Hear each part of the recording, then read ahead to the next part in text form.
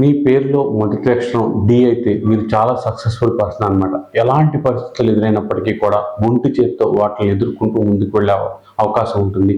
చాలా వరకు డి అనే అక్షరం మొదటి లెటర్గా ఉన్న వాళ్ళందరూ కూడా ఎలాంటి పరిస్థితులు ఎదురైనా, ఎంత వ్యతిరేకత ఎదురైనా పరిస్థితిని ఎదిరించి విజయం సాధిస్తారు. ఈ అక్షరంతో పేరు మొదలైన వాళ్ళు అభివృద్ధి ఆలస్యంగా ఉంటుంది, కానీ చాలా వరకు అభివృద్ధి అనేది స్టార్ట్ అయితే ఆగదనమాట. కష్టపడి పనిచేసే గుణం ఉంటుంది, ధైర్యంగా ఉంటారు, అపజయాలకు కుంగిపోరు. అలాగే ఏదైనా సరే ధైర్యంగా మరలా ప్రయత్నించి విజయం సాధిస్తారు. పని రాక్షసులుగా ఉంటారు, శారీరక దారుఢ్యం, మానసిక బలం కలిగి ఉంటారు. అలాగే వీళ్ళు అనవసరంగా సమాజంలో నిందలు, అపనిందలు ఎదుర్కోవాల్సి రావచ్చు. వీళ్ళు చాలా నర్మగర్భంగా, గోపనీయంగా ఉంటారు. ఎందుకంటే ఈ అక్షరం పూర్తిగా మూసివేయబడుతుంది.